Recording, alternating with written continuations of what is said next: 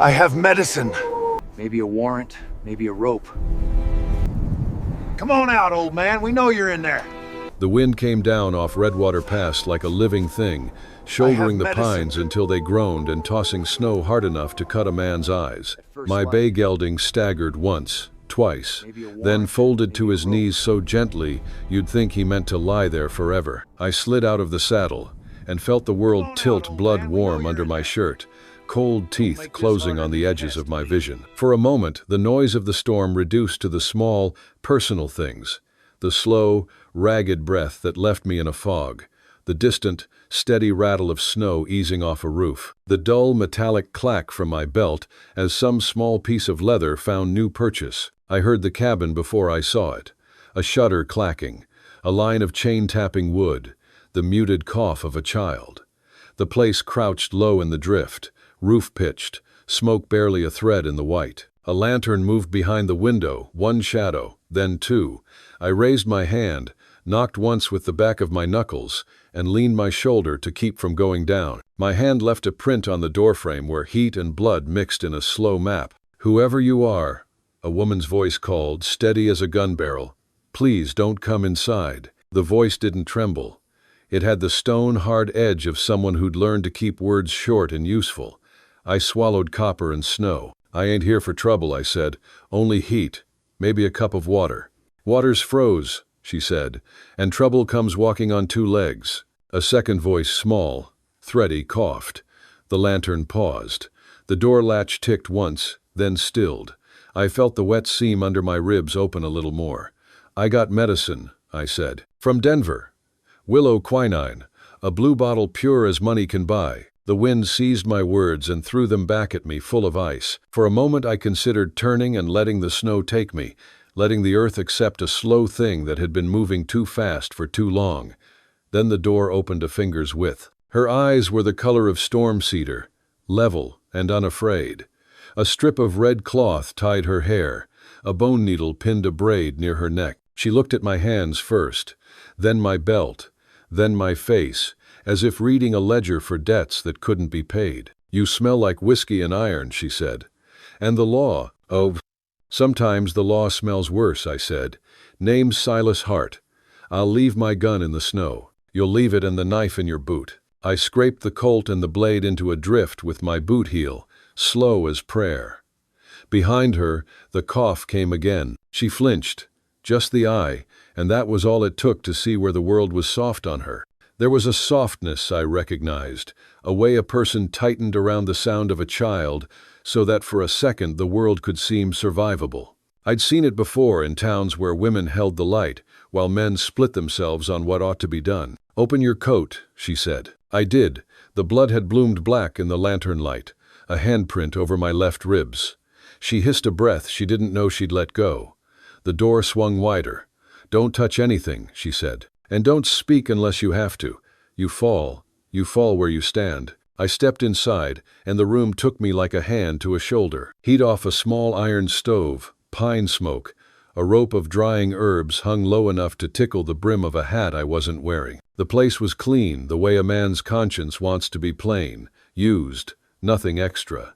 There was a shelf of jars, a stack of patched quilts, a pew-like bench scored by a dozen small elbows. On a pallet by the stove, a boy turned his face to the wall and coughed without waking. The cough sounded smaller inside than it did outside, as if the room had swallowed most of the noise for itself. She barred the door, set the lantern on a shelf, and came at me with a look that said she trusted no one and nothing except what her hands could prove. "Sit." She pointed to a three-legged stool near the table. "Name's Ada Redcloud," she said, as if to make it clear I'd been properly seen, and if I died here she'd know what to carve. "I've heard that name," I said before I could stop it. "People hear what they want," she said. "Lift your shirt." Her fingers were rough from winter, clean, sure. She worked fast. Water to warm, a kettle moved, a twist of thread into a bone needle, a match to a bottleneck, the hiss of spirit. The wound smiled open when she cut the cloth. "Through and through?" she asked. "Maybe. Can't tell where in the snow I left the rest of me. You'll tell me when you fall over." She poured whiskey into the hole and my jaw sawed a curse I didn't say. She didn't look away. "Bite this," she said, sliding me a strip of leather. "Don't wake my brother." I bit down. The leather tasted like something that had lived outdoors too long, old, but honest. She fished, rinsed, fished again. The world snapped to a sharp white ring, and then narrowed to her breath steady in my ear, to the way she braced a palm against my chest without giving me an inch more than the work required. When it was done, she stitched like a woman closing a gate behind wolves, tight, quick, no ceremony. She wrapped a band of muslin and tied it without touching skin she didn't need to. "How old's the boy?" I asked when I could speak again. "Old enough to live if men stop bringing trouble to our door." She tilted her head toward my saddlebags by the threshold where snow bled to floorboard. "The medicine," she said, "in the right handbag. Blue glass, white cork." "Well." She found it, held it up, eyes narrowing as if glass itself could lie. "Quinine," she said, "and willow, and something French." A tiny smile ghosted her lip. "Denver's fancy. Only thing about me is the bottle," I said. "You'll forgive me if I don't take your word." She measured drops into a tin cup, added water from the kettle, blew across the surface, and knelt at the pallet. The boy's eyes, dark as river stones, flicked to the cup, then to me, then to her. Trust moved between them like a hand under cloth. He swallowed, made a face, swallowed again. She pressed a palm to his hair and hummed something without words. After a minute, the tightness in his breath uncoiled a fraction. She watched without blinking until she was satisfied with what she saw, then rose and faced me again. "You're bleeding through," she said. "Always have been. Loyal like a dog and twice as foolish." She brought a folded blanket. "Lean. I can sit. Mez." "You can lean," she said, and set the blanket between my shoulder and the wall, like she'd never cared what any man claimed about himself and didn't plan to start. I leaned. The room pitched once, then steadied. The warmth of the stove dug into my bones, and, for the first time since before the blood, I could feel a future that wasn't all about surviving until the next thing came to put a hole in me. "I said not to speak unless you must," she added without heat. "But I will ask and you will answer. Who's hunting you?" "Used to be everyone," I said. "Now it's men who ride for Judge Blackwood and the mining company that makes him rich." At the name, her face didn't change. But the lantern light found a small, hard thing in her eyes and made it gleam. "The judge wants all this valley," she said. "The graves, the cottonwoods, the creek. Men like him think paper is stronger than bones. Paper's what men like him hide behind. Oh, and what men like you shoot through." She tilted her head. "Why bring medicine, Silas Hart?" "Because I knew a winter once that took a child and left a mother with her hands full of air," I said, before I could lie. "You hear a cough through a door in a storm, and it does something to you." She considered that without blinking, and then gave the smallest nod a person could give without it being mistaken for a shrug. "You'll sleep by the stove," she said. "You'll keep your hands where I can see them, and your voice low enough that my brother thinks the wind came inside to rest." She looked once at the door. "If anyone comes, you are a cousin on my mother's side, and you're too stupid to speak English." "I can do stupid," I said. "I've already seen it," she said. The wind raked a fresh handful of ice across the wall. Something in the chimney sighed, old and hollow. Ada moved like a woman who'd made peace with long nights and short food stove-fed, water set to thaw, herbs tied up out of a child's reach. She handed me a cup that steamed sweet and cut, willow and spruce, and the whisper of something bitter that promised honest work. "Drink," she said. "After you." She drank from the same cup and set it into my hand, eyes not leaving mine, like a handshake around a fire where names might be borrowed and lives couldn't be. The tea put warmth in my fingers and a soft ache in my bones where the cold had settled like an old debt. "Thank you," I said, which felt small in the mouth and true enough. She didn't answer. She stood a long time, listening past the walls. Then, "No one dies in my cabin," she said. "Not from sickness. Not from gun. Not tonight." "Yes, ma'am," I said. I don't know when my eyes closed. I know only that I woke to her voice low at the door, and the cold weight of silence pressing down so hard the flame in the stove seemed to hide. The sort of silence that gathers itself around people who've done what has to be done. My sleep had been the kind of shallow thing that leaves you with a map of aches. When I pushed myself up, it felt like waking under someone else's verdict. I was still here, and that counted for something. "Please," a man outside said, voice rough with cold and the kind of eagerness men use when they mean to force their way whether you say yes or not. "I know you're in there. Saw the smoke. Open up for the law." Ada's hand went up without looking at me. I stopped breathing like a schoolboy. She slid the bar and cracked the door a finger. "The law doesn't knock during a blizzard," she said. "Only wolves do." "Ma'am," the voice said, and I heard the grin in it. "Sheriff's business. Caleb Sutter. We're checking on folks. Hard freeze brings out the worst kind. The worst kind never carries their own name around their neck," she said. "Say what you came to say. Came to see if you'd seen a man. Tall, late of Santa Fe, and worse of reputation. Goes by Silas Hart. Carries an iron he don't deserve and a pardon he ain't earned." Her head turned a fraction. The lantern made a new shadow under her cheekbone. And for the first time since I'd come in, she smiled. Small, humorless, sharp as a snowflake on the tongue. "There's no man named Hart in this cabin," she said. "Only me and my brother, and the wind. You can ask the wind yourself if you're brave." Sutter laughed. "Boots ground ice. Brave enough," he said. "But the judge is colder than the wind, Miss Redcloud. He'll warm his hands over what's left of your land before spring if you go on lying for killers." "You tell Judge Blackwood a thing for me," Ada said. "Tell him bones hold better than paper." "Can't hear bones snap under a ledger," Sutter answered. "We'll be back at first light, Miss Redcloud. Maybe bring a warrant. Maybe bring a rope." The wind swallowed their horses, and the cabin breathed again like a chest let out of stays. Ada set the bar, leaned her forehead against the wood, and stood still long enough for the heat to kiss the frost off her hair. Then she turned and looked straight at me the way a person looks at a road she's already chosen. "You should have kept riding," she said. "I was finished riding," I said.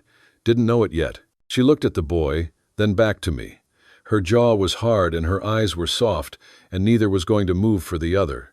"Sleep," she said. "We'll need the kind of courage morning asks for." I lay down by the stove and watched the orange pulse through the vents paint a ribcage of light across the ceiling. The pain in my side set a slow metronome. Outside, the west talked in 100 small voices, pine needles, powder, snow, the fox that owns the creek when men go blind. Somewhere inside that long conversation, a woman sharpened her resolve, and a man learned that the door he'd knocked on was the first door of his life he ought to have been afraid of. If you enjoy the story, hit that subscribe button right away. And if you don't, then just hit the like button anyway to keep more Wild West love stories coming. Dawn came brittle and bright. The boy's cough had settled into something human. Ada measured blue drops into a cup with a hand that didn't shake. My wound ached like a sermon, which meant I was living. We ate Johnny cake in silence. Every time the wind paused, I heard hoofs rehearsing the future. "Caleb Sutter," I said at last. "Mean as a wet cat or just paid to pretend?" "Both," Ada said. "He runs on the judge's hunger. Men like that never break their own bread. They eat what falls off other people's plates. Why's Blackwood want this piece of ground?" "Because it's ours," she said simply. "Because his papers say creek water is his if the water ever touches his shadow.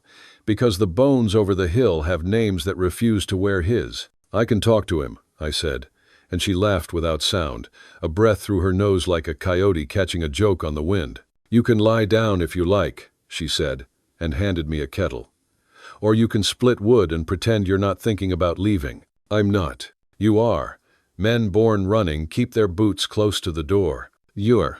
"I didn't say I was a good man." "I didn't call you one," she said, and carried the cup to the boy. I went to the door and opened it, and the day hit me like a knife newly honed.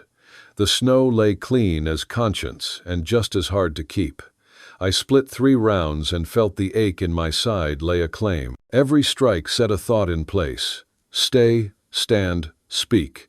I stacked the wood and turned, and found Ada in the doorway, arms crossed, mouth considering whether to trust the proof of her eyes. "Men who plan to leave don't stack wood in straight lines," she said. "I've left places with straight lines behind me," I said. "Then maybe don't," she said. The boy coughed once, and then slept.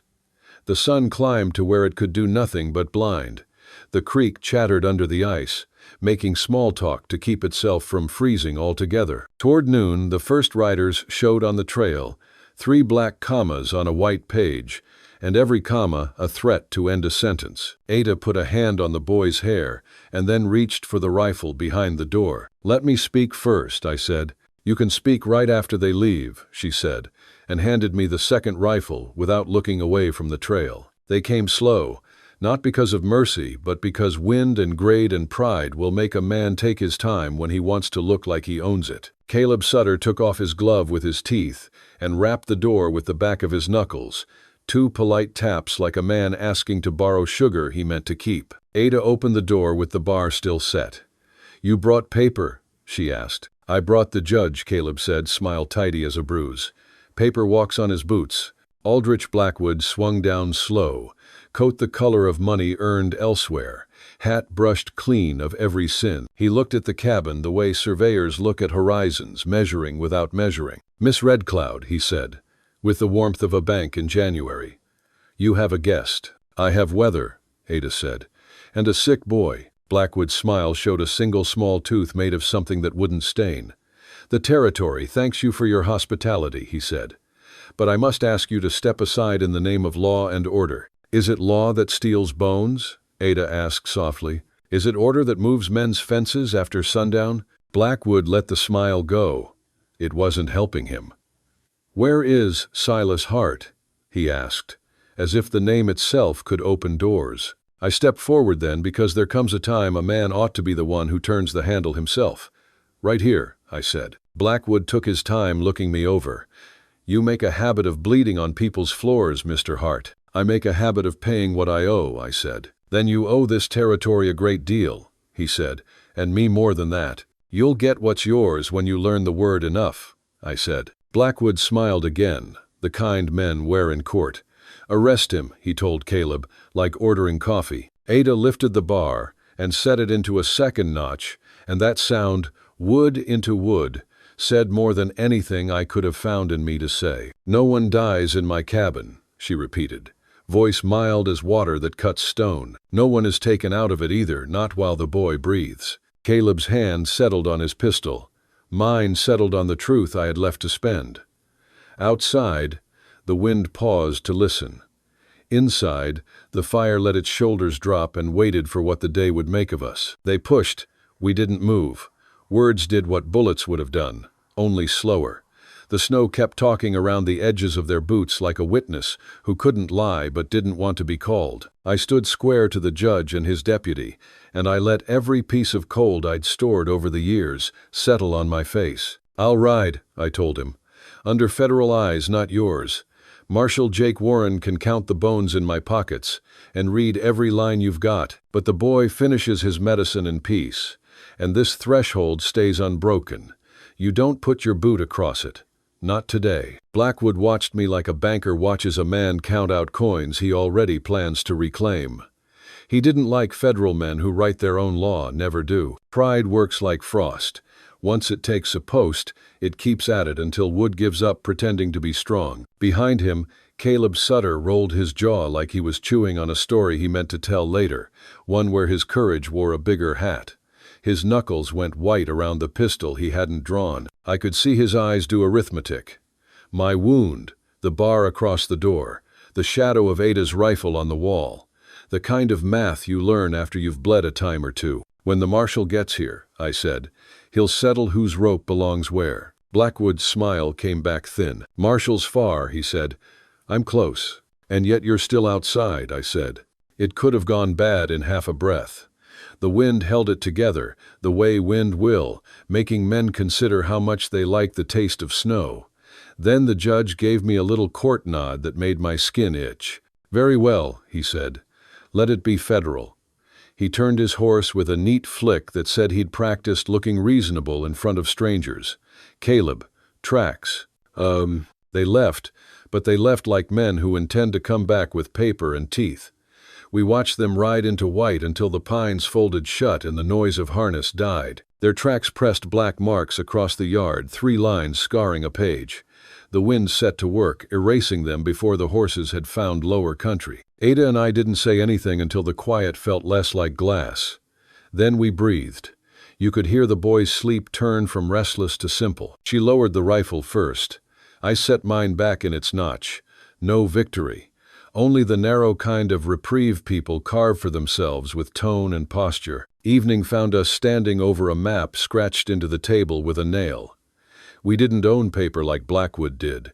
We had wood, and a memory of land carried forward by hands. I marked the creek with a single wavering groove, then cut a little notch where it swung out and touched the cottonwood stand. Ada took the nail and drew a crescent behind the cabin windbreak the hill provided when it felt generous. She added a trio of small crosses along the ridge above the bend. Family, she said. Mother, aunt, child. Blackwood's map won't have them, I said. Maps that forget bones forget truth, she said. We spoke of fences and harvest and the way snow drifts, where the slope gives up pretending. We spoke of wood that split honest and wood that lied to the axe. She showed me where spring lay under a snarl of willow and how to read the winter sun on the ridge to tell what the melt would do come March. We spoke of how to make this place not just livable, but ours. I used that word and watched for how it sat with her. She didn't flinch. She didn't pick it up either. She let it be like a tool on the bench you might use later if it proves useful. I told Ada what I hadn't told another living soul. The names of the men I'd carried into Blackwood's payroll. The day I walked away from it with the sound of a child crying in a shaft ringing my ears, 27 men down there with their lungs turned to knives, and a foreman applying ink as if ink could keep dust from killing. I told how I'd turned the handle on a door that wasn't mine, and how the air smelled like sour bread and coal when the rescue came too late. I told her the small thing how a miner had tried to hand me his wedding ring through blood because he couldn't fit it back on swollen fingers and didn't want it to go to ground with him. I'd kept that ring in my pocket 3 winters. It had taught me more about weight than any book. I didn't ask forgiveness. She didn't offer it. She gave me work. Some men are kept from hell only by blisters. Woodline, she said. We need the fallen birch moved before the next blow. It directs the drift wrong, fills the yard where the boy plays.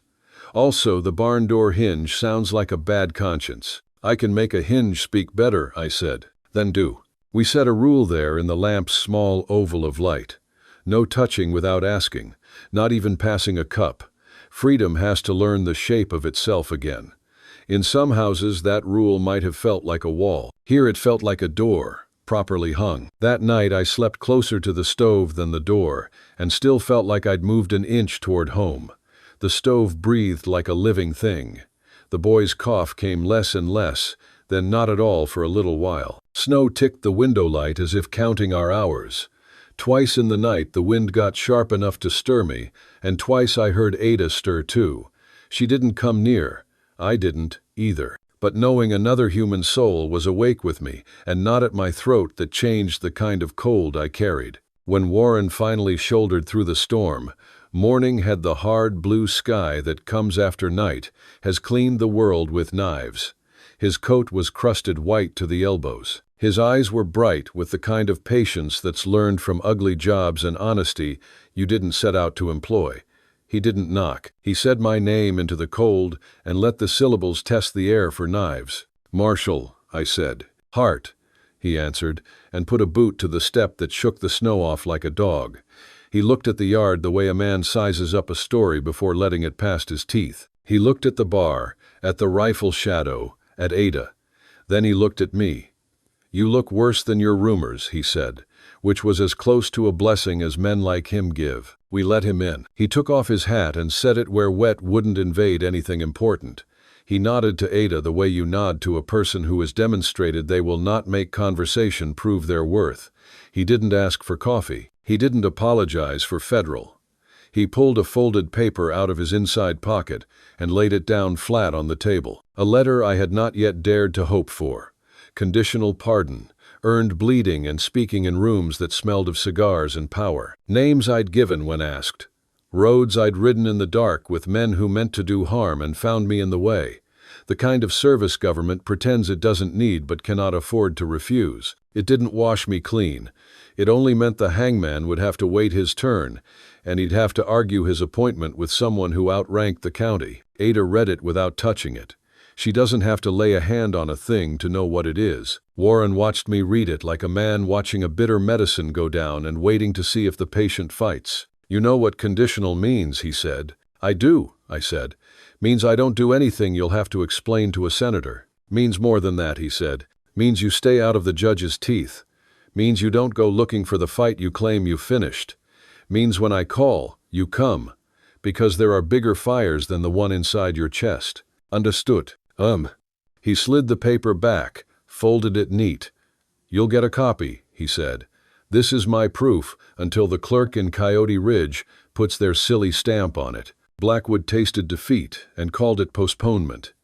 He'd left men on the ridge to watch, and that kind of man can hear the sound of federal parchment landing on a table from 2 valleys away. He pivoted to Ada in the days after moral danger, improper supervision, the valley better served under stewardship. Stewardship is what men call theft when they own a pen. We bought time with bone-tired courtesy. When Sutter came sniffing, Ada gave him tea and no answers, and the tea tasted enough like civilization to confuse him. When Blackwood sent a surveyor to measure where his shadow fell, he found Ada already there with a string line tied to a cottonwood the judge had forgotten was older than any piece of paper he'd ever signed. We didn't raise our voices. We didn't lower our heads. We held steadiness like a lantern and let men decide if they preferred to run at a wall or pretend it wasn't there. Between federal visits and county trespass, we made a winter's worth of small work. The barn door hinge learned to whisper instead of confess. The fallen birch rolled to a new bed, snow deciding to drift where it did some good, banking the north side of the cabin like an extra quilt. I raked the roof in the big storm and threw the snow exactly where Ada pointed, the way a man throws his pride when he means to live past spring. We set a second bar inside, a quiet piece of wood that made a new sound when it met its notch, the noise of safety earned in small increments. Sometimes Ada spoke of the boy's fever days in the language of plants. "He is willow now," she said once, meaning flexible again. "Not yet cottonwood," meaning not rooted and broad and settled, but leaning that direction. She measured his improvement, not in degrees, but in the length of his run between songs. He sang, when he thought no one was listening, a small tune that turned the cabin into something you could persuade yourself was a home. We ate what winter would allow Johnny cake that didn't pretend to be anything but honest, beans that had been stored right, jerky softened in broth with onion. Ada had a way with herbs that made the steam smell like memory of better years. We cleaned our plates and never piled them up in the basin together. One person washed, the other dried. The rule about touching, holding, even in the after of work. "Ask," she'd say, setting a tin cup on the table, and I'd say, "May I take that?" And she'd nod, and the world would adjust itself by a hair toward correct. Warren came back twice before the thaw set in. The first time, he brought news of men I used to know now wearing other men's names.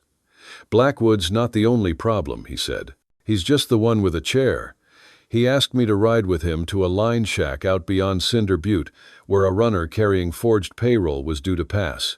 "You'd know his gait from 200 yards, the marshal said. "I need the kind of certainty you can't borrow." I looked at Ada. "You might think a man like me would ask permission in a loud way." I asked by glancing at the boy and then back at her. "Go," she said. "Come back," which was as much as any man can handle without fooling himself into believing he's righteous. We went and came back. It was the kind of ride that takes words out of a man's pockets and replaces them with cold and a single bright minute when you do exactly the thing your body was made to do. We took the runner by the draw where the wind makes a harp out of yucca even when it's not trying. He looked at me like a man recognizes the barber who shaved him once with a dull blade. He put his hands where the marshal could see them. He asked if Blackwood would pay his lawyer. Warren told him even sinners need new material. When I returned, Ada didn't ask me what I'd done. She asked if I was hungry. I said yes. We ate. The boy told me about a rabbit he had almost seen. Then he corrected himself and said he had seen it, only the tail.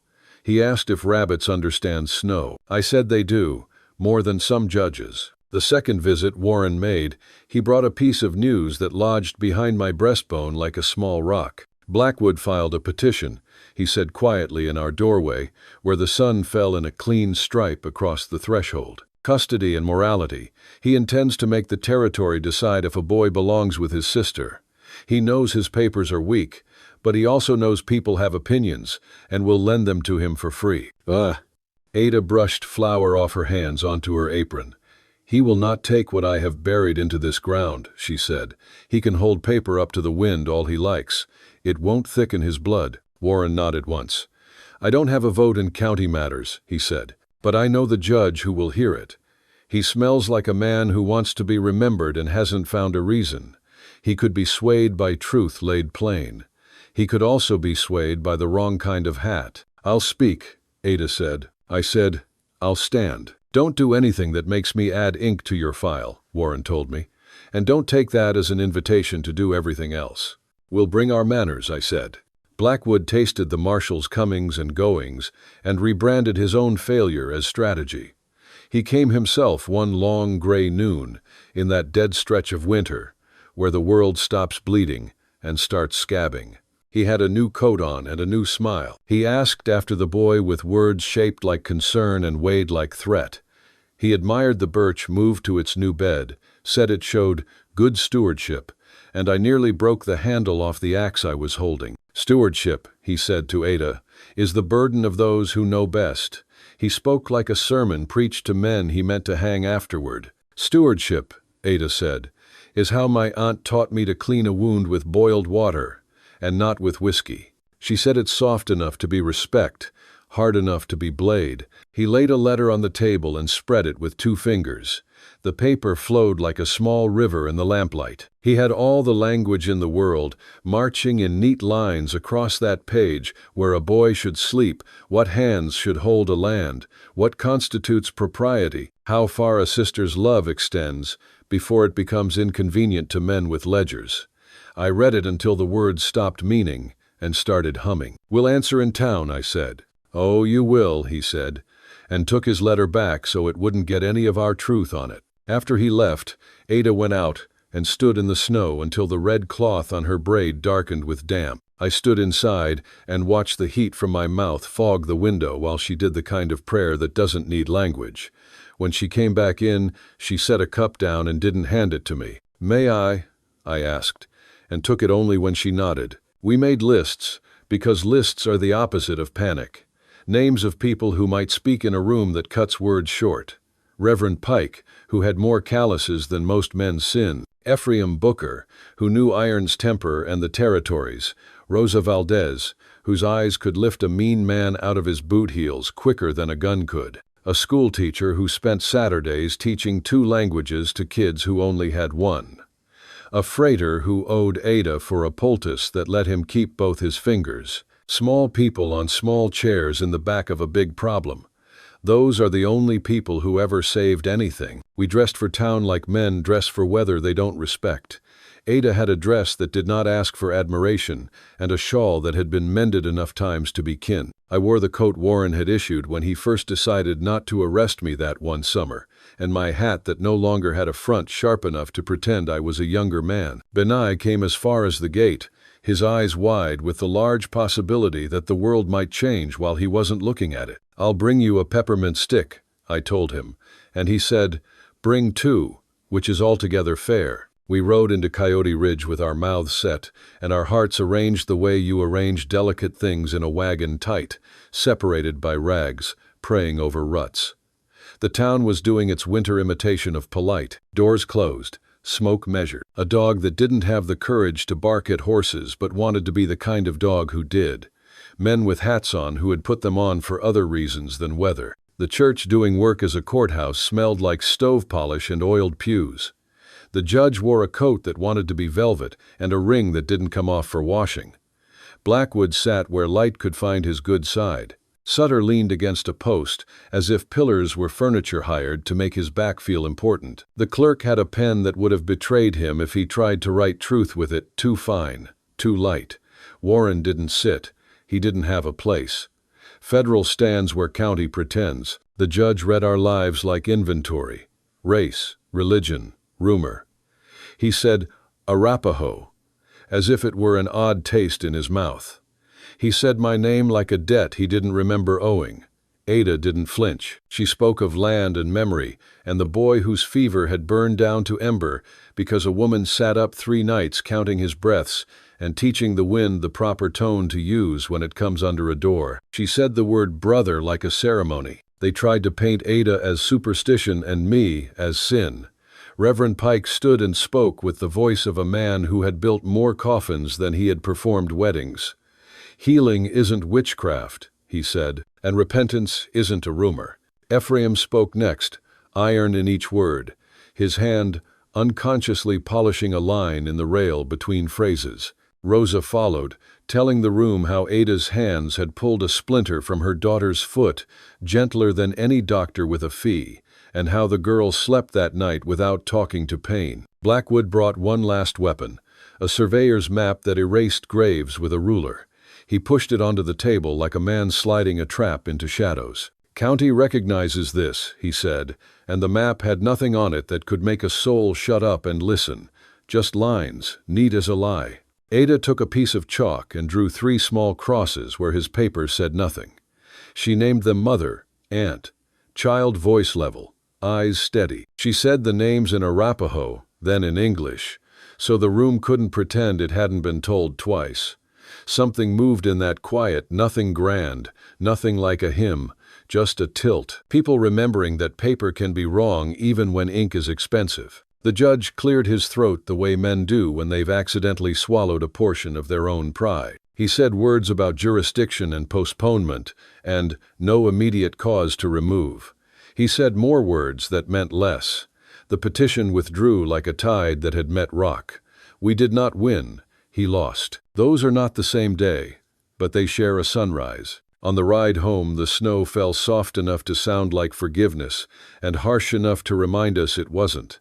I bought 2 peppermint sticks from a woman whose apron had more pockets than men have stories. Benai took both with righteous joy and allowed me a bite as payment for being the rider. Even after that, Blackwood didn't go quiet. Men like him can't sleep if a woman they don't own keeps a door they can't open. He sent his steward to talk about partnership and leasing water rights, and the burden of maintenance. Ada poured him tea and told him that water rights were buried with people whose names he didn't know how to say. He said, eminent domain, and she said family, and the conversation ended because one of those words can live through a winter and the other can't. We kept the rule about asking. We kept the stove fed.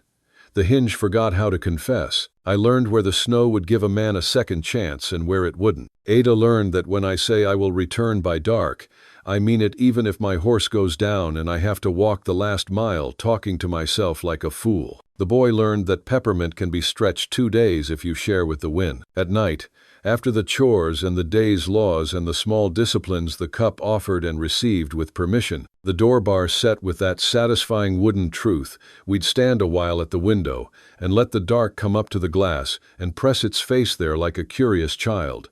We didn't talk about love. We arranged our lives in the simple ways that make large declarations unnecessary. We learned each other's timing the way she listens all the way through to the end of the creek sentence before speaking. The way I touch the stove lid twice before trusting it will stay put. Warren's 3rd visit came near the edge of thaw, when snow pulls back to show where it hid the winter's unrighteousness. He brought a small sack of nails, like a man brings flowers to a grave. You'll need a new fence where the drift chewed, he said. Also, he added, there's talk of a federal audit on the judge's holdings. Don't smile, he told me, which was helpful because I already wasn't. This isn't a salvation. It's only a halt to one form of harm. Halts are better than the other kind, I said. He looked at Ada. You two are learning a way to be that I can endorse without paperwork, he said, which, from a marshal, is a blessing fit to hang by the door. The days lengthened into hours that made promises they could nearly keep. I set a post by the cottonwoods, where the melt had pulled it out like a bad tooth.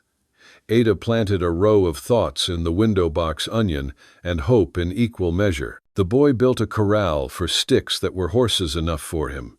He told me which one was mine, and I obeyed his orders about riding and care and what to name the animal you don't own. Nothing about any of that felt like victory, but under it, the land began to carry our weight in a friend-like way. And in the nights when the judge's name came up in the thin spots between sleep and waking, I found I didn't reach for the gun by reflex. I reached for the memory of chalk, turning a blank map into a place. We never forgot the cost of all this. Whitest nights, when even the stove seemed unsure, I'd feel that ring in my pocket and remember the shaft and the men's voices, and I'd get up and put more wood on whether it was needed or not, just to have something to give. Ada would sit up too, without speaking, and the boy, not waking, would turn toward the warm. That's what we are in this world if we're any good. We turn toward the warm, and the warm, that winter, began to take our shape. If you like Wild West love stories or Wild West stories, drop a bunch of 1 second and your place in the comments for the Wild West Love channel. Tell me where you're listening from so I don't feel so alone out here. Word travels on fence wire. Quicker than horses, slower than gossip, but truer.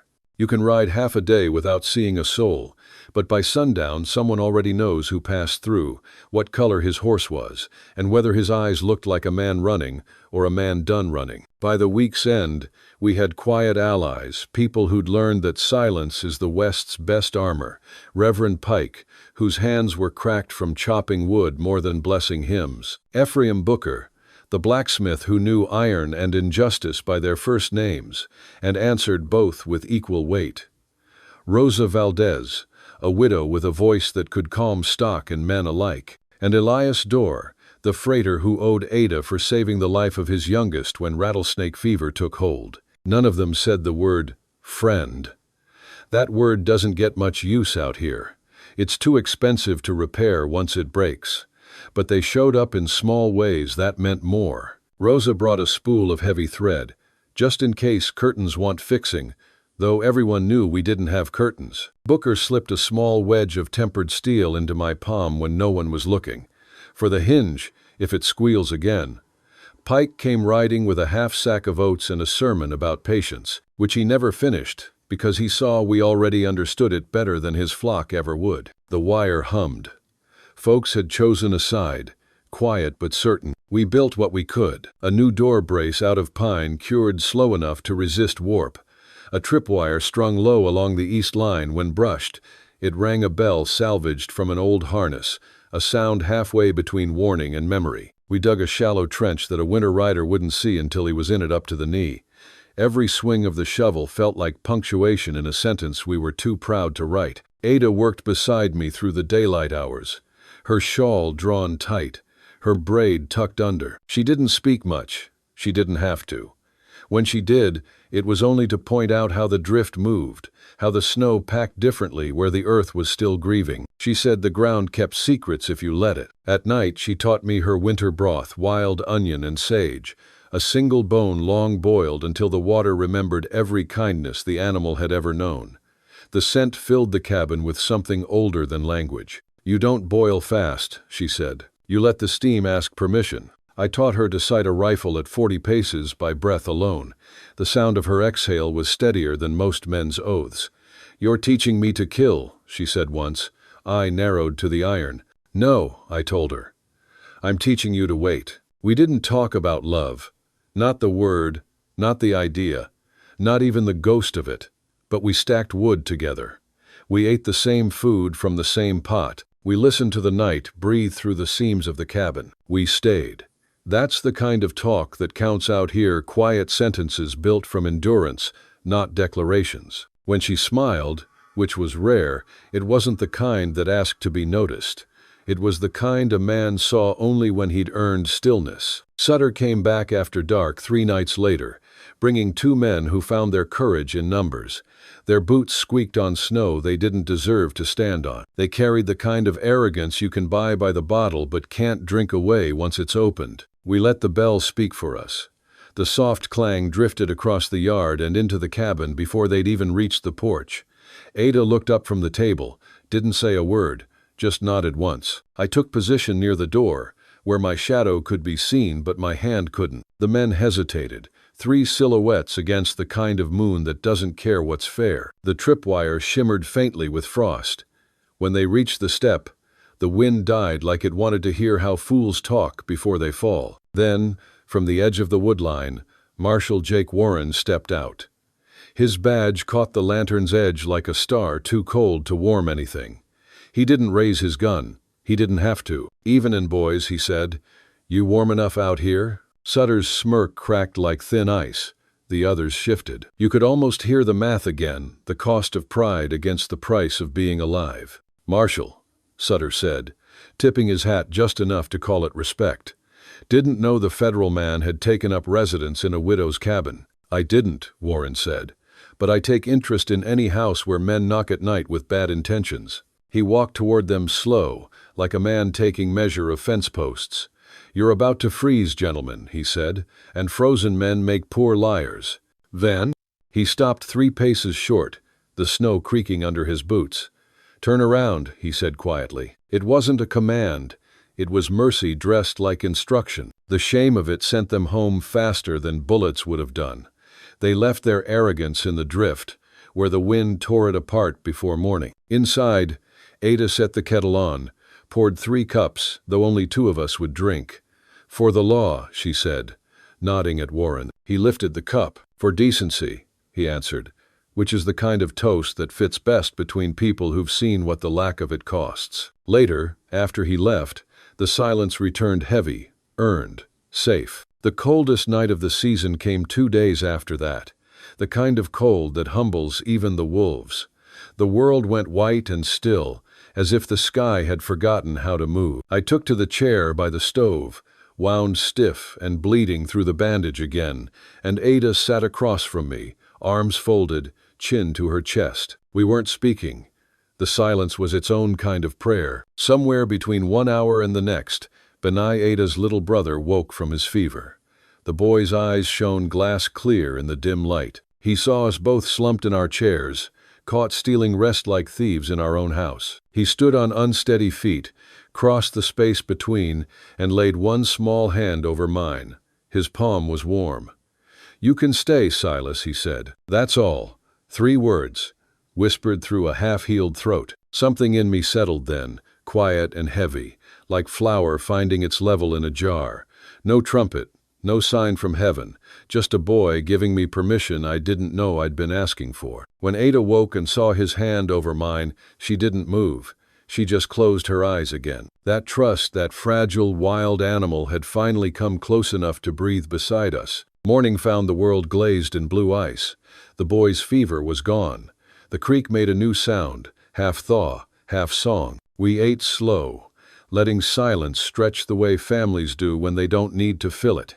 That afternoon, Sutter's name returned, not his face, just his echo. Reverend Pike rode up, frost stiff in his beard. He dismounted without speaking, handed Ada a folded sheet. The seal was county. The handwriting neat enough to belong to a man who'd never swung a hammer. Custody and morality. 2 words, heavy as gallows rope. Words chosen to gut a mother without ever saying mother. Ada read them once, twice, then folded the paper clean. Her face didn't change, but her knuckles whitened around the edge. I'd seen gunmen stare down barrels with less composure. "They'll make it public," Pike said. "Town meeting, under Judge Milburn. Blackwood's hand is all over it." "Though?" "Let him write," Ada said. "Paper doesn't raise children." I admired her steadiness, but I knew the game better than she did. Paper outlasts skin. Paper builds gallows. "We'll have to go to Coyote Ridge," I said quietly. She nodded, eyes turned toward the ridge of graves behind the cabin. The wind lifted her braid and let it fall again, slow as thought. "We will walk in together and walk out together," she said. "If we cannot walk out, we will build where we stand." "Oh." I said yes, and the shape of that word anchored under my ribs like a promise you can't ever safely unmake. That night I couldn't sleep. I went outside, the moon shining so hard it hurt to breathe. I walked the line of the fence, checking every post, every knot in the wire. The sound it made faint, humming, alive, carried messages farther than any sermon. From somewhere near the creek, a coyote called, lonely and sharp. The snow answered with silence. The world was holding its breath for something that hadn't happened yet. When I came back in, Ada was awake. She'd lit only one lamp. Its glow made the space between us look honest. "You worry too much," she said. "I've seen what happens to people who worry too little." She smiled faintly. "Then maybe between us we make something balanced." She went back to stirring her herbs, not looking up. "If they take him," she said, "they will have to take me, and I will not make it easy." "Oh, I know," I said. "That's why we're going." She glanced at me then, long enough for the silence to shift shape. There are moments when two people share more than words. They share a single breath, stretched between them, as if God himself is holding the pause open. That was one of them. The next day we started getting ready not for war, but for the kind of reckoning civilized people pretend is peace. We washed Benai's shirt, cleaned his shoes, brushed his hair until it lay flat enough to please even a judge. Ada found an old shawl her mother had woven from buffalo hair and red dye. "For memory," she said, and draped it across her shoulders. I oiled my revolver, though I hoped I wouldn't need it, not for shooting, just for steadiness. A man who polishes his gun before a trial isn't always planning to use it. Sometimes he's just reminding himself he still can. Reverend Pike came by with his wagon. He said it would look respectable to ride in together, though I suspected he just didn't want Ada to face the glares alone. Rosa rode with us halfway, singing softly in Spanish, a hymn that carried warmth like smoke. Coyote Ridge looked smaller in daylight, meaner somehow.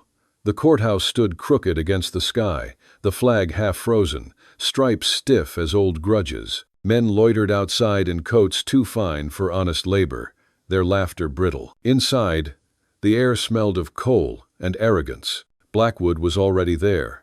His coat hung like law itself, broad, dark, confident. Sutter stood behind him, grin rehearsed, hat in hand like virtue could be borrowed. The clerk read the papers in a voice too smooth for this side of the mountains. Every sentence came with a nail in it. Morality, influence, improper guardianship, native blood. When Ada stood, the room shifted. She didn't shout. She didn't cry. She spoke of land and memory and love in the language of dignity. She said, "The boy breathes because this valley knows his name. The air here was given to him by those who came before." Blackwood rose and called her sentimental. The judge frowned but didn't stop him. He used the word stability, meaning control. He used education, meaning erasure. When it was my turn, I stood and said, "My name's Silas Hart.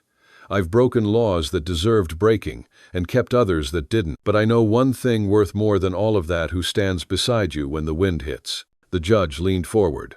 "And who stands beside you now, Mr. Hart?" I looked at Ada, then at the boy sitting upright on the bench, chin up, eyes dark and steady. "She does," I said. "And he does." There was no applause, no outcry.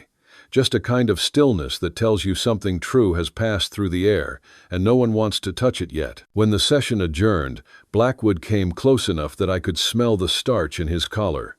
"Enjoy your victory," he said. "Paper is patient. So is earth," I answered. We rode home under a sky-streaked copper by the dying Sunday. Benai slept against Ada's shoulder. The wind had lost its teeth. I felt the world grow an inch bigger, not safer, not cleaner, but wider. When we reached the cabin, the bell over the wire gave a single ring, clear as a heartbeat. It wasn't warning, it was welcome. Ada stopped beside the door and looked at me. "You still planning to leave when spring comes?" she asked. "I was," I said. "Now I'm not sure spring's planning to let me." She smiled without showing teeth. "Then you'll stay for the planting," she said. I nodded. "For the planting," I said. That night, when the stove's glow stretched gold across the floor, I sat listening to the sound of her breath, mixing with the boy's soft sleep. I realized I'd stopped counting the distance between myself and peace. Somewhere along the way, without knowing it, I'd arrived. Outside, the fence wire hummed faintly in the wind, carrying news, carrying promise. It told the truth, the way the West always does. Slow, steady, in whispers that only the patient can hear. "Hey there, friend, take a moment and get yourself a full glass of water.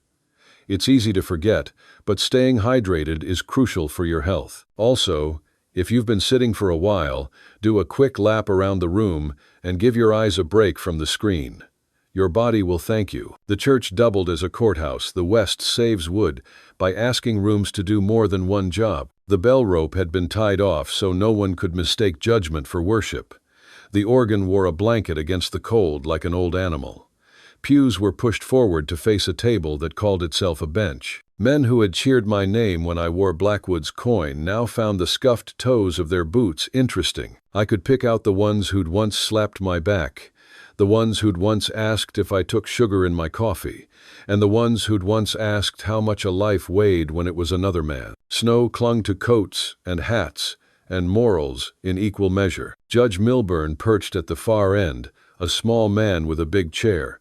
He'd slicked his hair flat with something that tried to smell like citrus and ended up smelling like compromise. He adjusted a ring as if it were the volume knob on his power. The clerk beside him had a pen too fine for this side of the mountains, one of those eastern nibs that scratches delicate letters into the air before deciding which ones to keep. The judge read our lives like inventory: race, religion, rumor.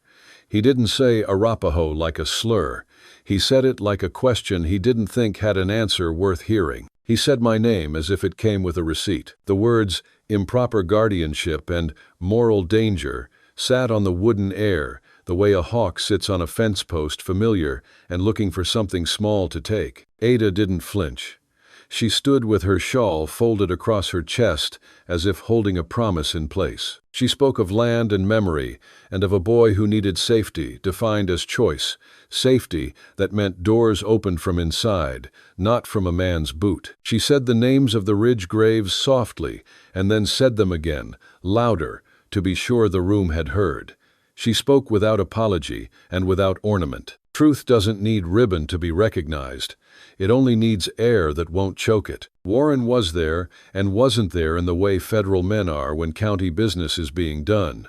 He took a back pew near the side aisle where the stove's heat hit late. When the clerk called for proof that wasn't opinion dressed in Sunday clothes, the marshal slid a quiet packet forward with outstanding affidavits, not favors. A doctor's note written in a hand that had stitched more than it had signed. A teamster's sworn statement about a winter medicine that had reached a sick child across a closed pass. A deacon's letter that said, without saying, that gossip is a kind of theft when it takes a woman's character and spends it in the street. Sutter leaned on the west wall with his thumbs hooked into a belt that had nothing heavy to hold but self-importance. He chewed the inside of his cheek like it owed him money. When Ada finished, he snorted a little, just loud enough to register, the way a mule will test a fence after dark to see if the wire still remembers how to sting. Then came the painting. They tried to paint Ada as superstition and me as sin. A man in a suit stood and listed the charms he claimed he'd seen tied to her eaves, sage bundles that made him nervous because he didn't know what courage smelled like. He invited the room to imagine incantations filling the cabin where work and quiet actually filled it. He wanted fear to do what evidence couldn't. Reverend Pike stood faster than I'd ever seen him move. He didn't fuss with his collar, and he didn't clear his throat for drama. He just spoke like a man who knows the value of a fence plumb to the earth. Healing isn't witchcraft, he said, and repentance isn't a rumor. He held up his hands scarred, cracked, sanctified by axes and coffins. This woman's skill is a mercy. This man's change is a fact I have watched grind itself into being like flour between stones. Then Ephraim Booker spoke iron in each word. I have tempered horse, shoes, and heads, he said. The first bend when you heat them honest, the second when you hammer with the right stroke. Mr. Hart's bending can be seen by any who aren't paid not to see. He told the room about a hinge that had learned to whisper and how learning a whisper is harder than lifting your voice. He looked at Blackwood when he said it, not because Blackwood needed the lesson, but because we all needed to watch him pretend he didn't. Rosa Valdez rose in a shawl the color of dried chile and told them about a splinter in her daughter's foot that had feared doctors and fees more than infection. Ada's hands are softer than the most expensive words, she said, and her voice spread over the pews like broth. The girl slept afterward and woke without tears. If that is witchcraft, then let us license it. Some men smiled into their collars so the judge wouldn't see. Blackwood didn't stand for that. He'd brought one last weapon, a surveyor's map erasing graves with a ruler. It came out of a calfskin tube, the kind of leather that has never tasted rain. He rolled it open as if unrolling a promise. The lines were neat. The ink was determined. Gentlemen, he said, and he did not include the women in the word. County recognizes boundaries and deeds. Sentiment does not change lines, nor do unregistered burial plots. That last phrase was a knife held like a spoon. Ada's hands stayed at her sides. She looked at the map, and then at the judge, then at the plank floor polished by how many Sunday shoes. She didn't ask permission. She stepped forward and took the clerk's chalk, soft white meant for hymn numbers, and drew 3 small crosses where Blackwood's paper said nothing. She named them mother, aunt, child, voice level, eyes steady. She said the names in Arapaho first. They came smooth and old, like a creek that's never worn another bed. Then she said them in English, hard, precise, so that men who write things down could pretend to spell them later and fail. You could feel the room decide what it was willing to be seen doing. Not all at once. Not in the fairy tale way where the villain is set on fire by conscience. It was slower, the shape a town makes when it remembers it has a spine. Heads tipped, eyes traveled, boots scuffed. A man coughed softly, and no one hushed him because it sounded like a man swallowing something he shouldn't say. The judge looked at the chalk as if it had committed a crime. His clerk cleared his throat to scare the dust off his own courage. Milburn took up his gavel and set it down again without striking. He said he would recess. He did not look at Blackwood when he said it, which tells you everything about the temperature of the moment. We stepped outside into light sharp as new tin. The snow squeaked underfoot. It does that at a certain cold, when every step sounds like a letter being pressed into paper. Ada breathed slow, steady. I watched the white make a clean copy of the church while the wind handled the erasures. Warren stood near the corner where the shadow held longer, his hat brim frosted on one side. He studied the sky like the weather owed him testimony. "You did well," he said to Ada. "I did what was left to do," she answered. "Sometimes that's the definition of—" "Well," Warren said, then looked past us at Blackwood on the steps, talking low at Sutter. The judge had kept his audience small. Sutter, the clerk, a man in a brown coat with city hair, men who could carry a message without spilling it. "You think he'll push it?" I asked the marshal. "He'll push until the table slides," Warren said. "But that chalk hurt him more than my affidavits.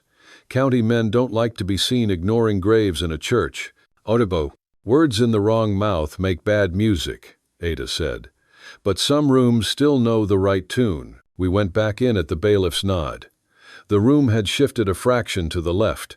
You could feel it in the way boots sat under benches and in how men held hats. Judge Milburn hadn't grown any taller during recess, but he had grown newer. He adjusted his ring once, and then took it off altogether and set it on the ledger, as if to hold the page down against a sudden wind. He cleared his throat and began the type of speech frontier judges keep in their breast pocket for days like this. Words about competing equities and customary rights and the welfare of the child.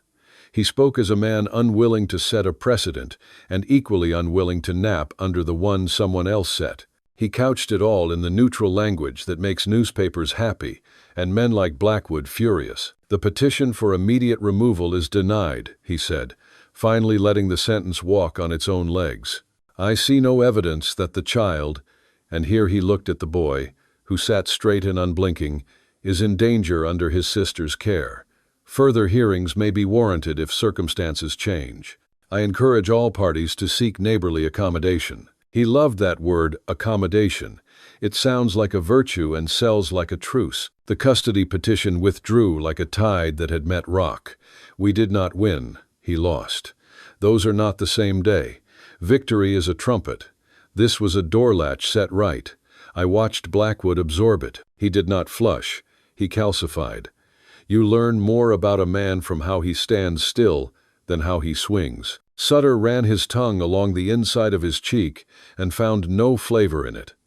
The clerk wrote down a version of events he could recite without getting fired. Reverend Pike bowed his head as if somebody somewhere had managed a small prayer correctly. Ephraim let out the breath he'd been holding and turned it into a cough. Rosa took Ada's hand, not breaking our rule because the asking was in her eyes, and the answer was in Ada's smile. On the way out, a young mother I didn't know squeezed past the pews with a girl on her hip. She brushed Ada's sleeve and didn't say thank you. She didn't have to. Gratitude is a current. It moves things without shouting. We stepped into air that had softened its jaw. Snow fell soft enough to sound like forgiveness and harsh enough to remind us it wasn't. The sky had that pearly look mountains get when they're trying to teach men humility. Benai looked taller in the churchyard than he had in the pew. He took my hand without looking at it and swung his arm as if we'd always walked that way. On the ride home, the world stretched and tightened with each hoofbeat, the way a bandage settles over a wound that's decided to try healing. Ada rode with her back straight and her chin easy. Twice she reached a hand to steady the boy, and twice he pretended he didn't need it. Once she let her hand stay a heartbeat longer than necessary, and I pretended I hadn't noticed the world change its weight because of it. We didn't talk much. I told her the judge had done the right thing for the wrong reasons, and she said sometimes that's how right things are born. I told her Blackwood would look for another angle, and she said the valley has more angles than a man with paper can measure.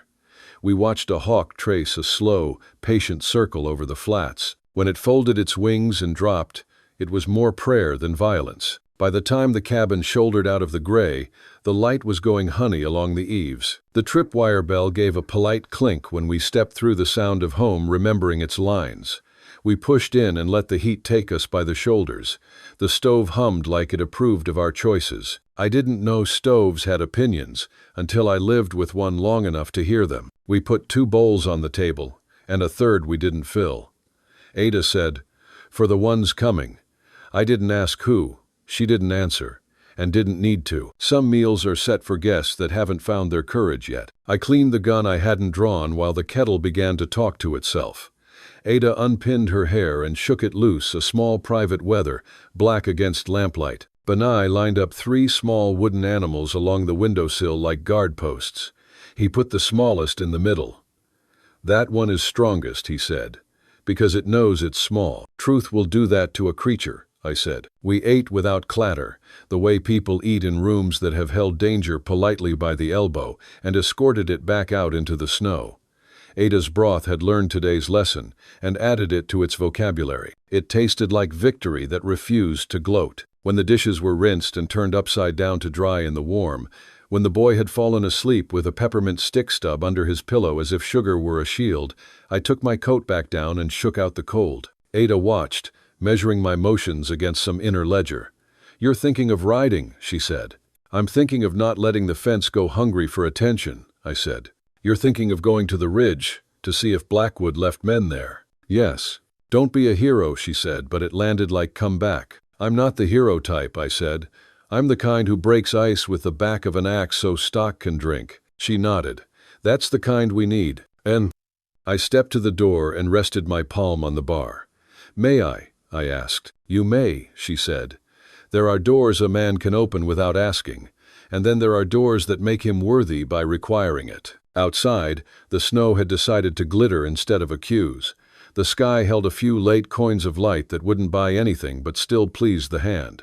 I walked the line and listened to the wire hum its gossip. It told me the judge had slept poorly, and the clerk had dreamed of chalk, and the hawk had found what it was after, and the river under ice had laughed quietly at all of us. Halfway to the ridge I found a print I didn't like fresh, careful, the kind of boot that thinks it is smart. I followed it far enough to be sure the maker had stopped at the cottonwoods and turned back, leaving nothing but a question. I left an answer in the form of a snare line a man would see if he respected the place and would not if he did not. That's as close as you can come to justice with rope. On my way back I saw a second print, smaller, shaped like a story I once believed. I bent, touched a finger to the track fox. I smiled at the thought of an animal that moves through the world like a rumor that turns out to be true. Ada had not moved the lamps when I came in. She sat where I'd left her, sewing something at the table, repairing the cuff on a small shirt with stitches so even a judge would have called them precedent. "Fence?" she asked. "Still remembers how to stand," I said. She tied off the thread with her teeth and smoothed the seam flat with her thumb. "So do we," she said. We kept the rule about asking even then. When I reached to set the bar for the night, I waited the extra half breath and she nodded. It would have taken less time not to, but that small pause had become the difference between surviving and deserving to. Later, when the stove had gone from talk to purr, we sat, and the quiet settled like a quilt that has known several bodies and chosen not to judge any of them. Ada said, "He will not stop." "No," I said, "but he will step softer where the chalk lies." "We will run out of chalk," she said, not sadly just stating the math. "Then we'll use nails," I said, "and posts, and hands. He doesn't know how many materials a fact can take." She considered that, and one corner of her mouth admitted she liked a portion of the sentence. "The third bowl," she said, glancing toward the table. "I think we'll need it soon." Who? Women who hear fence wire, men who still remember their first truth, a girl who ran all night, and a boy who has yet to find a place that believes in his laugh. And maybe, she added, someone who thinks he's lost right where he is. "Though, I was that," I said. "You were. Now you are here." "Here," I said, and let the word practice fitting me. We heard a wolf sing far off on the ridge. It didn't sound hungry. It sounded correct. The boy murmured in his sleep and turned his face toward the warm. Ada folded the finished shirt and lay it beside the lamp where the light could bless it. I swept the hearth, pushing a few stray ash flakes into a neat line you wouldn't see unless you were the kind who notices what other people are ashamed of. When I finally stood to bank the stove, she spoke without looking up. "Tomorrow," she said, "we dig a small drainage by the cottonwoods. The melt will try to take the path it took last year. We will show it a better one. Water learns quicker than men," I said. "Then we'll teach both." I smiled into the stove door so it wouldn't go to my head. Before sleep took us all, I walked to the window and put my palm against the cold glass. Out there, the church sat in the dark, pretending not to remember what it had done by day. Somewhere Blackwood was rewriting his next speech to include a softer word with a sharper edge. Somewhere the hawk slept with its beak tucked in the place where feathers hold their secrets. Somewhere, chalk dust clung to the cuff of the judge's coat and would not be brushed off until spring. I turned back to the room that had learned us inch by careful inch. The third bowl sat on the table, empty and expectant. I understood then what Ada had meant. To live here was to be ready, to set a place for need before it knocked, to make a habit of hospitality as defense. We banked the fire. She dimmed the lamp. The boy breathed even. The wind patted the roof and declined to pick a fight. When the dark had nearly finished its work, I heard her voice, a whisper meant for a god she half trusted, and for a man she was not ready to name aloud in such company. "Let us keep what is ours by giving it away," she said. I couldn't see her mouth. I didn't need to. Some prayers are maps. Some homes are answers. I lay down on my side of the floor between stove and door and let the warmth from both argue over me. The ache in my ribs had gone from sermon to hymn. It promised to sing me through the thaw and into work that would make my hands remember what they were for. In the morning we would sharpen shovels and lay boards across the soft ground and run a string line true enough to insult any liar. In the morning we would hear news travel the wire, and we would send our message back across it. We are still here. The chalk holds.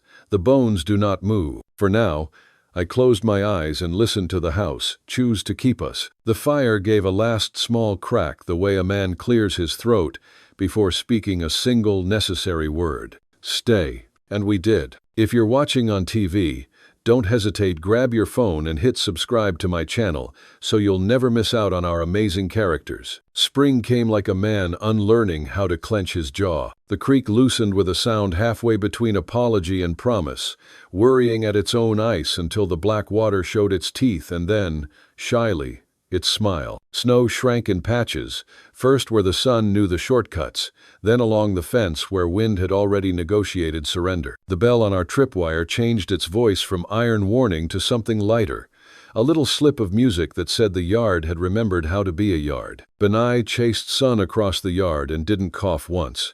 He ran crooked at first, like a colt discovering legs again, and then truer. He would stop, chest lifting, palms on his knees, and throw a grin back over his shoulder to make sure Joy had an audience. "Watch me," he'd command, as if the world could learn balance by seeing him keep it.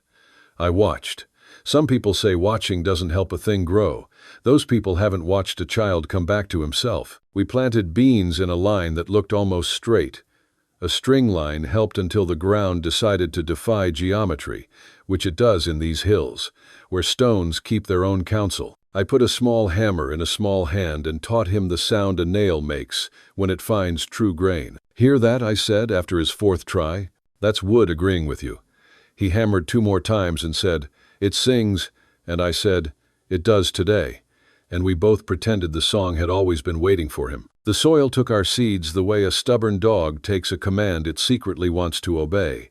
We set rows for beans and the short, proud corn that the wind won't bully. Ada pressed her thumb into the dirt with a care that turned planting into remembering. She talked low to the earth in Arapaho, and the words didn't ask permission so much as they recognized an old agreement. I didn't catch all the meanings, but I understood the contract.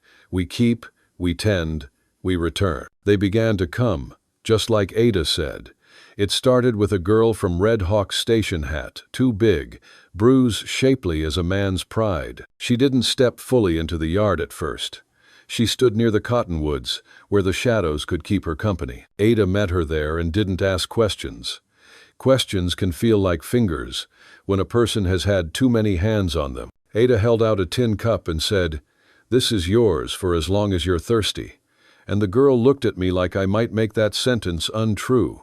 I didn't. She slept 3 nights in the loft, woke twice crying silently into her sleeve, and by the 4th morning her shoulders didn't try to reach her ears when the bell rang. Then came a miner who'd lost more friends than teeth.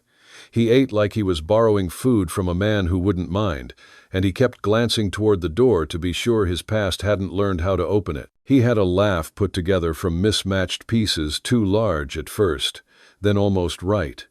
He left us 2 days later with a new way to hold a shovel and a promise to buy a hat that fit his head and not his history. A widow who spoke Comanche and grief arrived with a bundle that wasn't a child and a smile that wasn't a smile. She stared at the ridge where Ada had drawn crosses in chalk.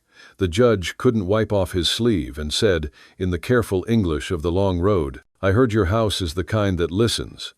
Ada answered in both languages, and something in the widow's face unclenched the smallest degree. She stayed a week and taught Benai the names of 4 stars that help travelers who lost their compass inside themselves. We didn't become a church or a charity or a fort. We were a door. People can do the rest if you give them a hinge. I fixed the hinge twice that month, oiling it with bear fat and stubbornness. The door learned to close without arguing, and open without announcing. Ada set a second mat just inside woven reeds from a lake her aunt had known, and told the ones who came, "Leave what you must leave here. Pick it back up when you go, if you still want it." Most did not. We added a shelf near the stove for the blue bottle and the white powder paper, not as trophies but as evidence.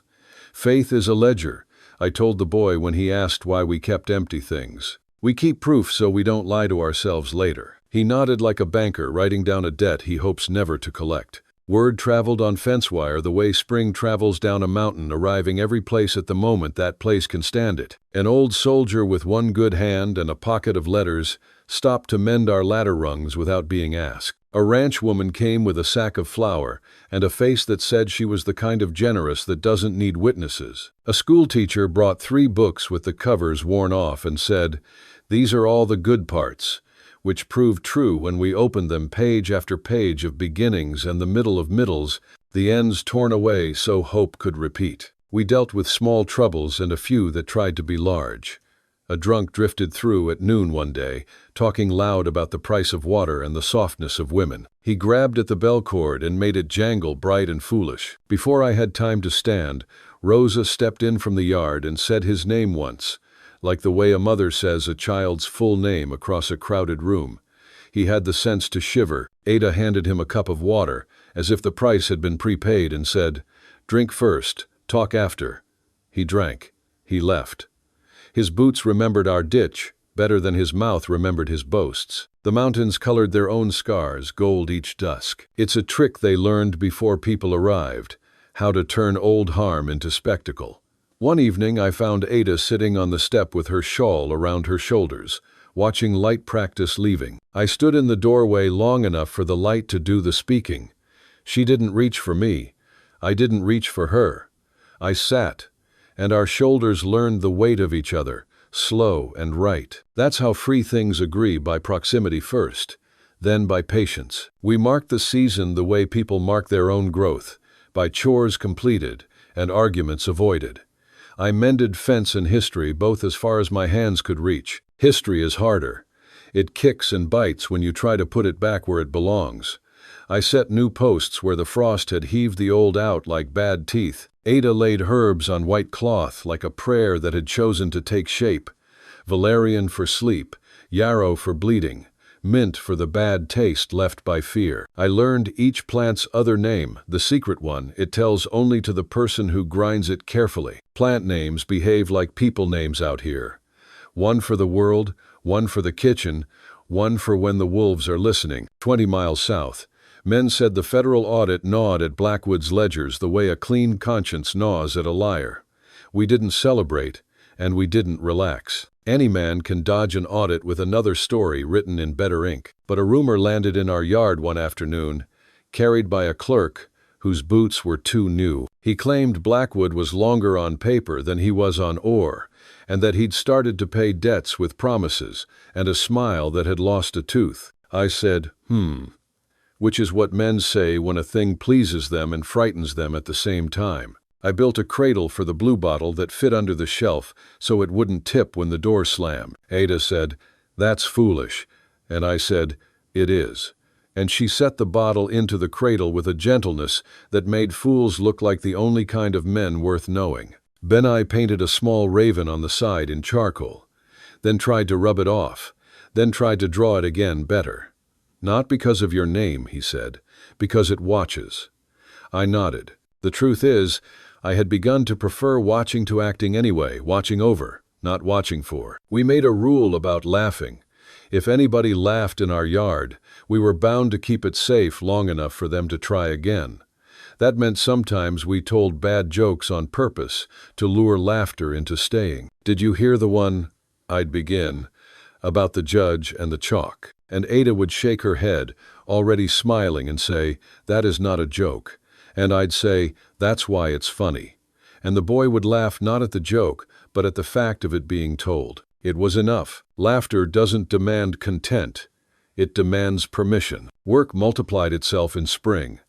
The ditch we had dug to swallow riders now learned to carry water where corn wanted it.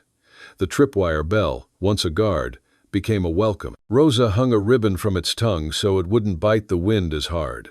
On warm days, we lifted the door bar high onto its hook, just to remind ourselves we could. Near noon, the sky would lay its hand flat on the land and hold it there, and every smell rose polite and earnest, earth and iron and bread and sweat and something almost like rain. We learned to host the passing sorrow gently. A man with a preacher's collar and a gambler's eyes came looking for absolution he would not earn. Ada handed him a broom and said, "Sweep," which is a kind of sacrament if you take it seriously. He swept like a man who used to throw dice, quick, with sudden strange tenderness around the corners. Afterward he said he felt lighter. He left us the collar. He did not leave the dice. A woman came whose hands could not stop shaking. She spilled water 3 times, and on the 4th time smashed the cup against the stove by accident. She began to sob at the sound like forgiveness breaking and refusing to be reshaped. Ada swept up the pieces slowly and said, "Many things want to be broken, not because they are weak, because they want to learn how to be part of something else." She showed the woman how to press the pieces into clay and make a mosaic for the shelf. The woman stayed long enough to see the pattern stand. When she left, she took nothing. But the shelf felt fuller each time we looked at it. Not all arrivals were human. A starving coyote made a case for himself with ribs and eyes and audacity. He stood at the property edge, not asking but letting us see the need. I tossed him the bony ends left over from Ada's broth. He took them with a nod any man might envy. "Don't make pets of politics," I told Benai, when he asked if we could keep the coyote. "But you can keep promises." That meant we left scraps at the cottonwoods when the moon thinned. The coyote never came close enough for us to make a mistake about love. On a day as blue as honest work, a letter arrived on county paper. It wasn't from Blackwood. It was from a clerk with a tired hand. The custody case was closed, without prejudice. I had to ask Reverend Pike what those 2 words meant. He said, "It means they kept a small door cracked for their pride, but the room is empty." We pinned the letter under the corner of a shelf where flower dust could lay on it like blessing. Paper had finally held one true thing, and we wanted it to earn the right to stay. We did not become fearless. We became practiced. Practice is better. It gives you hands even when your heart wants to run. Ada set a second tripwire at the back, not because any danger had come from there, but because fear often chooses the path we didn't prepare. The bell on that line made a lower sound, a friend clearing his throat. Sometimes the wind would ring it by accident, and the hair on my arms would rise, and then lay down again, embarrassed at its own false alarm. I got in the habit of standing at the end of the day with my palms on the fence post to feel the echo of sun traveling down the grain. Wood keeps a longer memory than men. If you listen well, it will tell you what storms it has already survived, so you can stop flinching at the forecast. Evenings you could find me and Ada on the step, watching the mountain color its own scars gold. We would sit until the light thinned itself into threads, and the first star pried up the night. There were moments thin, fine, dangerous when my hand would drift half an inch toward hers, and then the wind would move just enough to remind me that some desires get built slow or not at all if you mean them to last. We weren't abstaining. We were building. "I don't want to own you," I said one evening after we had watched the weather change without moving our heads. "You couldn't," she said, and smiled where I couldn't see it, which is where true things like to live. "But you can stay." Staying is a kind of oath," I said. "Then make it small and every day," she said. "Big oaths fail when weather changes." I nodded and decided I could say yes enough times to build something no storm could argue with. The night we decided to open the spare room for real, no longer the loft, but a bed for whomever comes with need, a kid no older than 16 appeared at the edge of the cottonwoods, hat pushed low, horse lame and sorry. He had a brand fresh burn on his shoulder where someone had tried to own him without his consent. He didn't ask to come in. He said, "I heard you were a hinge." I said, "Door's here." And he stepped over it like a man stepping across a creek that has almost convinced him it is a river. Midway through the summer's first grass fire, one valley over, we smelled the smoke's long thought before we saw the light. We loaded 2 buckets for the day, and 1 for the night. We did not pray for wind to shift. We prayed to be the kind of people who do not lay down the bucket when it is still needed. The fire never reached our fence, and I felt no pleasure at that news, only responsibility. The next week, we joined Ephraim and Pike to cut a brake line near a ranch that had not set a 3rd bowl on its table. "Teach by example," Ada said. So we did, until our hands blistered into that kind of education you don't forget. Around this time, a letter from Warren came, written in that square, uncompromising hand that made a man's excuses look silly. It said that certain men had been charged, that certain accounts would be reviewed, that Blackwood's weather had changed. He didn't say win or lose. He said, "Stand ready," which is how federal makes a promise and saves the government money. I folded the letter and slid it under the same shelf where the custody paper lived. "Paper," I told the boy, "sometimes tells the truth twice in 1 year." He whistled like that could be so. What didn't change was our rule about asking. I did not put my hand on Ada's shoulder without saying her name. She did not unbar the door without catching my eye. We put a ledger on a nail, 2 columns, offer and accept. When we forgot and reached without asking, we chalked a small line on the left. When we remembered and were met halfway, we chalked a line on the right. At the end of July, the right column had more chalk. The ledger felt like a game only because we were winning. Some nights the old ache in my ribs sang a low song, the kind you don't tell anyone about because it sounds like weakness and memory. I'd step outside under the indifferent stars and let the cool work. Ada would join me sometimes, not touching, just standing near. "It helps to have a witness," she'd say. I learned that sorrow doesn't shrink by being observed, but it doesn't lie as much either. It behaves. By the time the alfalfa showed the first anxious yellow in the field and the mail came regular, they said Blackwood had taken to riding alone at dusk. I don't know if that was true. Men like him love the theater of isolation. It makes their cruelty look like gravity. What mattered to us was that he didn't ride our way. Paper can bend spines, and maps can erase graves, but fence wire carries every rumor to the place where it belongs, and our wire told us to keep our backs straight and our shovels close. We had one scare. 2 riders, new to righteousness, attempted to collect a bounty that didn't exist anymore, except in the mouths of men who missed old stories. They came at noon, when the light makes cowards pretend to be brave. The bell sounded polite, and by the time they cleared their throats, Reverend Pike was already leaning a shoulder against our doorpost, and Warren's hat was visible in the cottonwoods like a